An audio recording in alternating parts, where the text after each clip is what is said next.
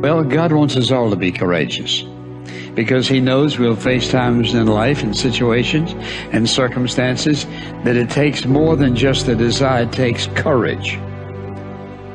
Many people operate on the basis of fear, on the basis of what other people think. We as believers should operate on the basis of courage. Courage to say no when we ought to say no. Courage to say yes when we should say yes. So what kind of courage do you have? Is yours sort of floating between depending on the situation? Or do you know the difference between right and wrong for your life? And you've made up your mind. Do we sit down and let change just happen to us? Or are we just watching change happening around us?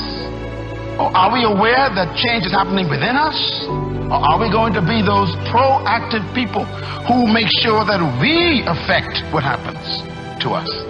Change also produces 4 types of people. They are in this room. First of all, there are people who watch things happen. Not all change is improvement. You used to weigh 128, and now you changed. And for some of you, that's not an improvement. You lost your wardrobe. You lost your ability to climb up steps fast. You even lost the quality of health that you had. Change doesn't mean improvement all the time. But the problem is, without change, there can be no improvement. So you have to decide what to do with change. Change will happen, and if you are not careful, it could be destructive. So you have to determine, what kind of change do I want in my life? And I want you as a young person, as a mother and a father, as a business person, to think about your company even, or your family, or your educational pursuit. What kind of classes do you want to take in college this year? What kind of grades do you want? What kind of relationships you want to have in your life? Who do you want to drop, and who do you want to pick up in your relationships? What kind of people do you want to associate with? Where do you want to travel that you've never been? What are the books you need to read you never read before? The changes come with choices. So what kind of person are you? Drive. That's this puppy right here. This is what you want. This is your prefrontal cortex. Drive is the mode where you're in charge of your thoughts, okay?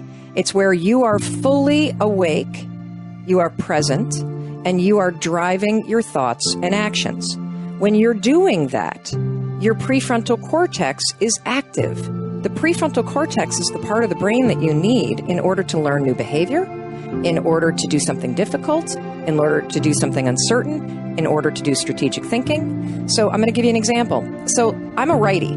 If I were to try to write with my left hand, Lewis is going to torture me and tie my hand behind my back and make me do this, I could do it. It would look like I was writing with my foot. And if Lewis came up to me and said, "Hey, Mel, you want some bulletproof coffee?" I'd be like, "Lewis, I'm trying to concentrate. I can't do this." My prefrontal cortex would be el fuego, because it is firing on all cylinders to communicate to my hand new behavior. So the thing that's cool about that is that you can use a simple trick.